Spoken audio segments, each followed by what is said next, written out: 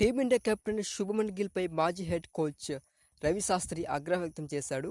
Captaincy తీరును తప్పుపడుతూ విమర్శలు గుప్పించాడు. 5 టెస్టీల Anderson Sachin ట్రోఫీలో భాగంగా ఇంగ్లాండ్తో ఎగ్జిబిషన్ వేదికగా జరుగుతున్న రెండో టెస్టులో టీమిండియా బౌలర్లు వికెట్ కోసం కష్టపడుతున్నారు. ఆరంభంలోనే 5 వికెట్లు తీసి ఇంగ్లాండ్ను దెబ్బతీసిన భారత బౌలర్లు ఆ తర్వాత చేతులెత్తేశారు. శుభ్మన్ గిల్ కెప్టెన్సీ నమ్మలేకపోతున్నా, భారీ స్కోర్ ఉన్నప్పుడు కూడా స్లిప్లో ఒకరు, గలీలో ఒక ఫీల్డర్ను పెట్టడం ఏంటి అని రవిశాస్త్రి అసహనం వ్యక్తం చేశాడు. నెటిజన్లు సైతం శుభ్మన్ గిల్ టీమిండియా కొంప ముంచుతుందని కామెంట్ చేస్తున్నారు. ప్రసిద్ధ్ కృష్ణను జట్టులోకి తీసుకుని ఘోర తప్పిదం చేసిందని, అతనికి బదులు అక్షర్దీప్ సింగ్ను ఆడించాల్సిందని అభిప్రాయపడుతున్నారు. ప్రసిద్ధ్ కృష్ణ చెత్త బౌలింగ్తో ఇంగ్లాండ్ బ్యాటర్లు సెట్ అయ్యారని కామెంట్ చేస్తున్నారు. ప్రసిద్ధ్ ఒకే ఓవర్లో 23 పరుగులు సమర్పించుకున్నాడు.